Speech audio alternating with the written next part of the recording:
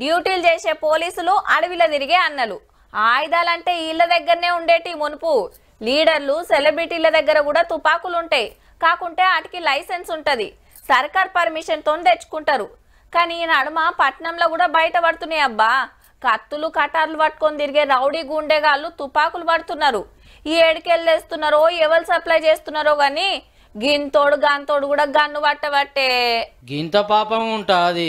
సాటుంగా ఆవులను సప్లై చేస్తుండని పోలీసులకు కంప్లైంట్ ఇచ్చినందుకు బుల్లెట్ దింపిండంటే చూడుర్రిగా. ఈ అన్న పేరు సోను సింగ్.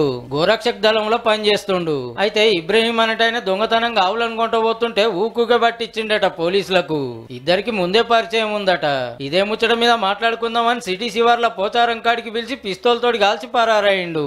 అన్నని ఎంబటే సికింద్రాబాద్ లో దవాఖానలోకి తీసుకొచ్చి 6 గంటలు ఆపరేషన్ చేసి బుల్లెట్ బయటికి తీస్తే డేంజర్ తప్పింది. ఇట్లా కాల్చిండని తెలియగానే స్పాట్ కు పోలీసులు ఉరకనే ఉరికిర్రు. ఇబ్రాహిం గ్యాంగ్ ను పట్టుకున్నారు. చెప్పుని అతనికి చాలా నష్టమైంది. అప్పుడు 1 crore rupees నష్టమైంది.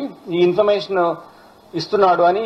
ఇదే కారణమై ఇంకేదన్నా ఉందా అనే ఎంక్వైరీ నడుస్తుందిగా.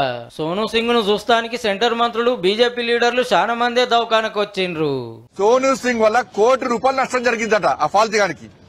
అంటే ₹1 కోటి వరకు దందా చేస్తుంటే పోలీసులు ఏం చేస్తున్నారు ఇవాళ.